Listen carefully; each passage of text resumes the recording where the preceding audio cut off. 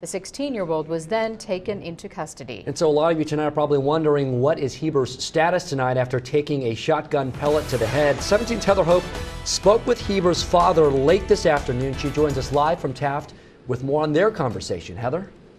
Kiyoshi, Bryan Heber's father, David Heber, says his son is doing just well. He said although he was grazed with a pellet earlier today, he said he left the school about 4 p.m., came straight to his house, and that's when he said he's been telling the family all about what happened today.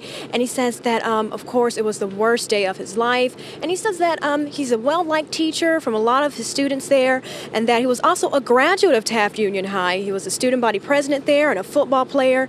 And Heber's dad tells us that the shooter was a student in Heber's class who got there late to first period, and he didn't know that the student had arrived until he heard gunshots.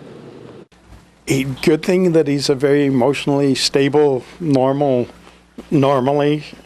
because this would have, for a lot of people, been, I mean, they offered him counseling at school, and he says, I can handle it. So that's the type of person he is.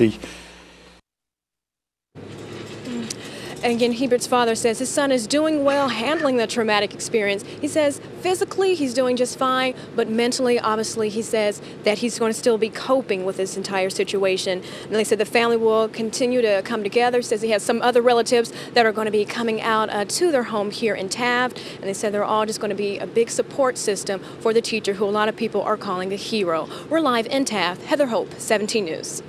All right, Heather, thank you. And hours before the shooting, teachers had a regular meeting talking about what would happen in a lockdown situation and an upcoming drill. And that is why at first many teachers and students thought this was a drill. The school district's interim superintendent says the meeting happened about 7:30 this morning to prep for the later drill.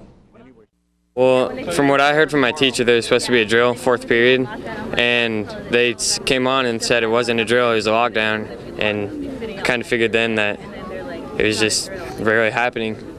It's kind of crazy, but it really did. And again, the superintendent said this was a regularly scheduled meeting.